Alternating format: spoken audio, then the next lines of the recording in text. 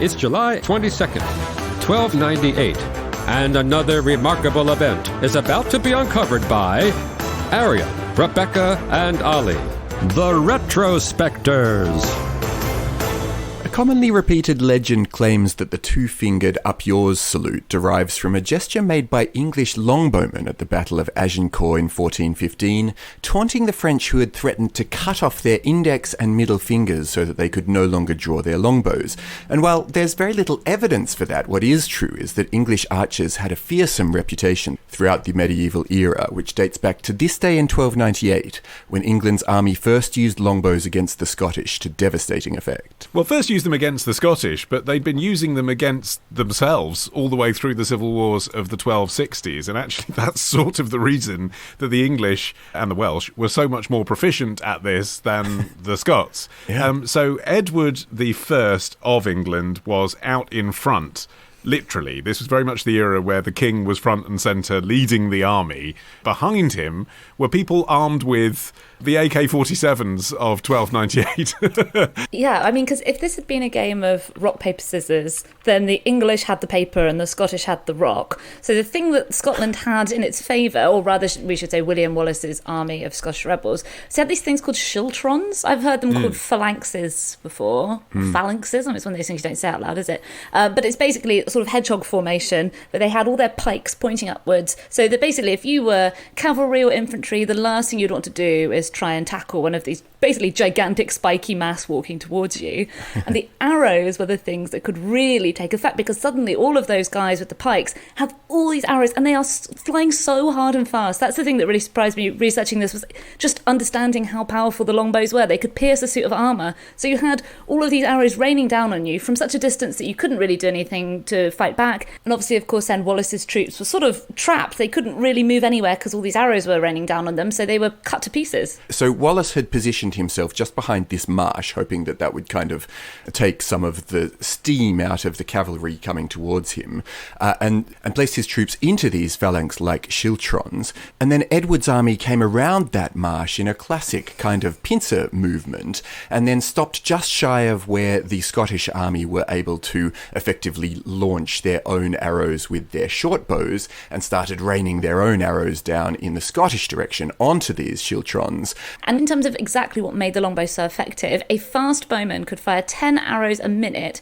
However, because the bows required so much force to use, archers were pretty much used like modern artillery, so you'd rain down your opening volleys to deplete, demoralise, panic the enemy, and then they would switch to playing more of a sniper role on the battlefield as the proceedings went on. So I was thinking, these longbows are obviously extremely big. That's what makes them different from what was called a self-bow. They've been used since the dawn of time pretty much, and they're the sort of, if you picture like a Robin Hood bow and arrow, the kind just a bow.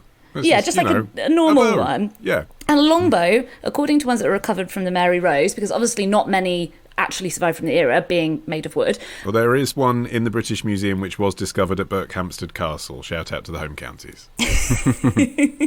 Well, all the ones that have survived were between 6 foot and 7 foot. So when it comes to the question of how did an average-sized man, and especially at that time, the average size was shorter than it is today, how did they operate these massive bows? Well, apparently the secret to the English longbow success is that they would hold the string still by their heads, and then they would push the bow out using their whole body weight rather than just their arm strength.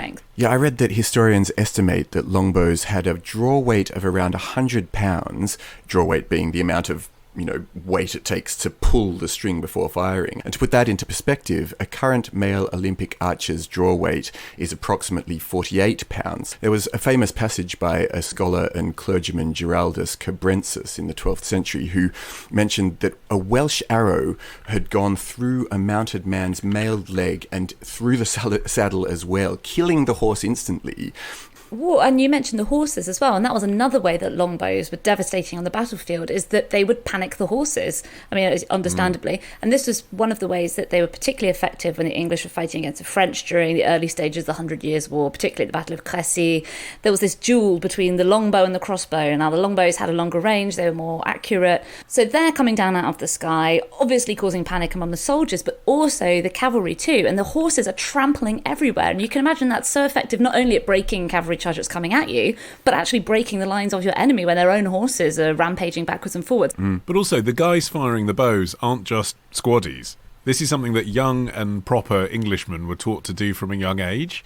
And I'm about to quote from Bishop Latimer, who was giving a sermon to King Edward himself when he said what I'm about to read. But obviously, in this era, the only people who are reading and writing were clergy. So that's part of the reason why those are the sources we turn to.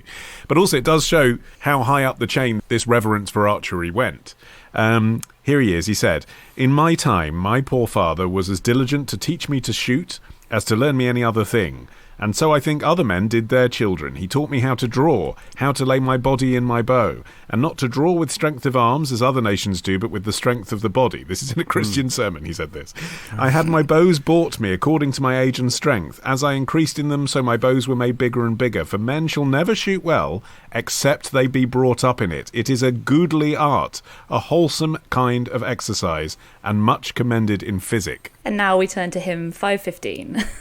Yeah. It was actually just after this battle that Edward I banned all sports other than archery on Sundays. I think we touched on that in our episode about the history of gambling, how archery practice was mandatory for a lot of the late medieval and the Tudor era. And that continued pretty much until the development of firearms, which meant that bows rapidly fell out of favour for reasons that might seem obvious. But one less obvious one is the fact that it's really easy to fire a gun from cover, whereas to fire a longbow, you need at least enough room for your 6 or 7 foot bow. Yeah, one other advantage of them that was a bit surprising to me was that they're also good for hunting, and so were used to feed an army, and it was particularly useful for Edward, given that he was trailing Wallace through Scotland, trying to track him down in the first place. And Wallace, as he went, was practicing this kind of scorched earth policy of just burning everything behind them as they went, so as to potentially starve Edward's army. So having this weapon that was also useful as a hunting implement must have been enormously useful.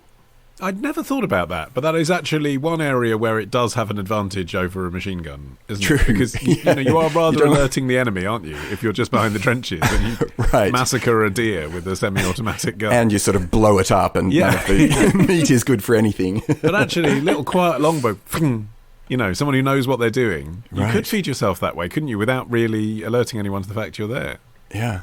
So for hundreds of years, you'd had generations of English men and boys who'd been trained to be crack shots with a longbow. But obviously then with the coming of firearms, this mandatory practice ceased. And the majority of people, it seems, were pretty happy to see them go, because then you sort of had a couple of hundred years when nobody was very interested in bows outside of uses for hunting, etc. Then at the end of the 18th century, and this is the Industrial Revolution is kicking into full gear, and so you get this, what was called merry old England, this imagined past of Robin Hood and medieval feasts, etc. This was a really popular fantasy when you've got factories springing up everywhere, obviously. And so this was when recreational archery was revived, and people started getting interested in it as a sport again. And it's amazing that it took basically 200 years for England to shed the cultural memory of having to drag themselves to archery practice all the time. And finally come around to being like, okay, this is actually quite fun. Well, also because I think the longbow, clearly, as we've illustrated, was such a pivotal weapon in terms of the power of England and the wars that have been fought here. I mean, this must be one of the biggest land battles ever fought on British soil, right? And it was so important to that and the development of Britain as we know it now. But the weapon themselves, unlike kind of, hunting rifles or even, Second World War era planes and stuff like that, can't really be fetishized because they're not very beautiful. They don't get displayed on walls. They were used, and then when you'd finished with them, you burnt them and turned them into firewood. That's one of the reasons that there aren't so many in museums now. They were really functional, as much as anything, to keep the price down and arm the proles, right? So there wasn't, I think, you say there wasn't a cultural memory.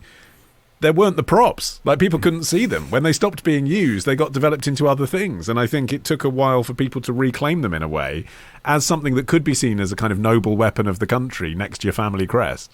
But also coming back to Falkirk, it's worth noting that this was really the end of William Wallace as the hero and saviour of Scotland, having really only played that role for a year. And having lost about a third of his army, the rest of the army just ran away into the hillside.